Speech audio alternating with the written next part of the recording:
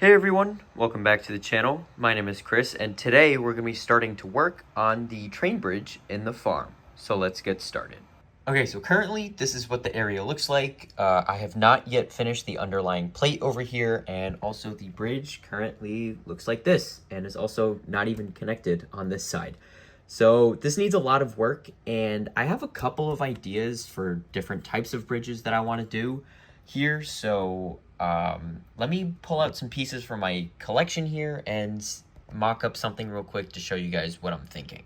Okay, so this is option number one. It's pretty self-explanatory. It's a pretty classic looking bridge. You know, you have the arches where the water goes through, and that's pretty much it. I mean, probably space these out a little bit more just to kind of make it a little bit more visually interesting, but I don't know. This area already has a lot of gray, and the less gray that I add to it, I think the better it's going to look. I think this would kind of just blend in a little bit too much, and so I don't think I'm a huge fan of this, although I do like how these bridges look in real life. I don't think it's best suited for this area here. Now, my second option is related to this train car here.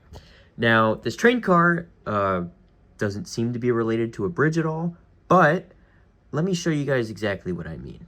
So using some of the pieces from this train car here, I mocked up a quick design for this bridge, and I really like this a lot. I like this a lot better than the gray arches that I showed you guys in the last clip, and it would be eventually totally free floating. There is a brick in the middle here to kind of give it some support, but yeah, I really like this. The only thing I haven't yet tested is if the Orient Express will fit over here, because as it stands right now, there is only 8 studs of room in here. There's no wiggle room on the sides, so I might end up having to push this out a half of a plate and like put all of these bricks here and panels on jumpers, but we'll see how that goes. I'm going to test the Orient Express, and I do really like this, and I did the math. I have 2 of these train cars here, and I would only need to take apart one of them in order to create this bridge. So I'm gonna think about it. I'm gonna see if the Orient Express actually fits over here, because if it doesn't fit, then there's no point to taking this apart. Okay, so some time has passed since the last clip, and I've been pretty busy trying to work out the logistics of this, and I also have the Orient Express over here, and so I've been trying it out, seeing what works, seeing what doesn't work. And so starting the train bridge right up on the seam of this base plate here did not work at all. So I first moved it up like 10 or 12 studs about to like here, and that was great. It had no problems with that. So I kept moving it back and more to see what the limit was. And I found that having a 4 stud gap between the edge of the base plate and the start of the bridge was probably the best that it's going to get. And so now I can have the Orient Express come through here without any issues. And I did also add in some jumpers to move these walls out a half of a stud to give the train a little bit more clearance, so that it actually can fit here without scraping up against these. And so I think this looks pretty good.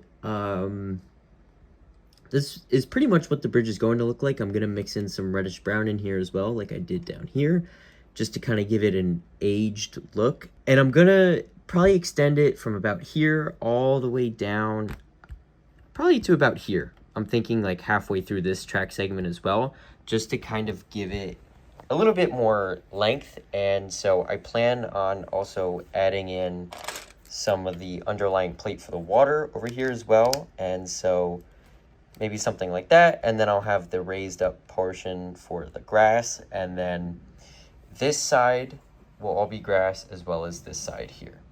Okay, so during this time lapse, I am pretty much just finishing the underlying plate for the water. I am going through and trying to find all my dark tan pieces, my sand green pieces, my olive green, and I'm even adding in some medium nougat pieces to try and give it a little bit of variation in there. And yeah, I'm pretty much just trying to make this as colorful as possible, so let's take a look at it in real time.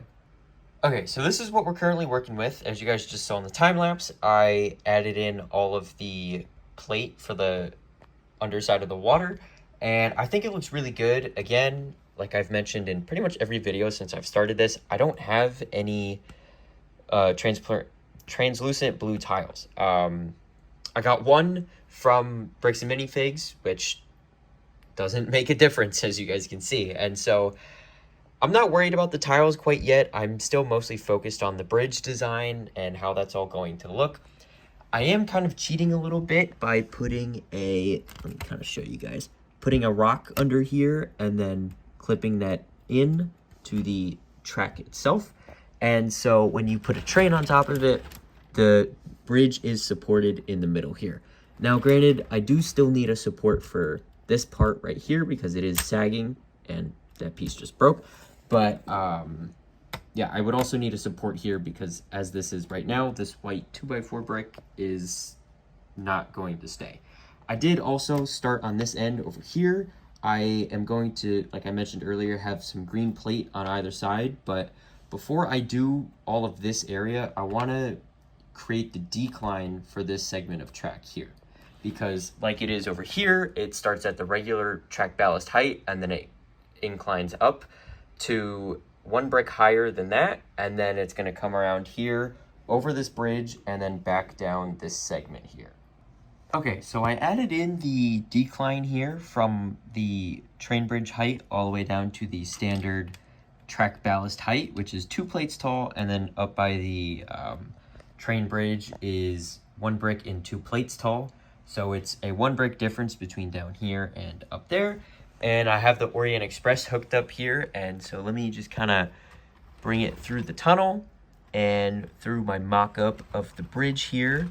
And as you guys can see, that all works pretty good. And obviously the bridge is not done yet, but the structure is there.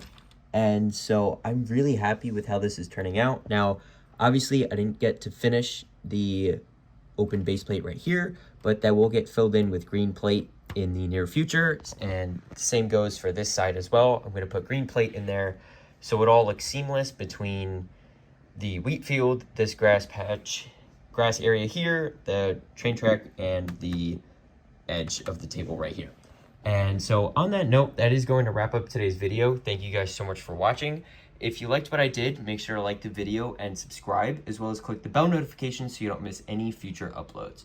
If you guys have any feedback for me on what you like about this new project here or what you have done differently, make sure to drop a comment down below. And once again, thank you guys for watching, and I hope to see you next time. Bye for now.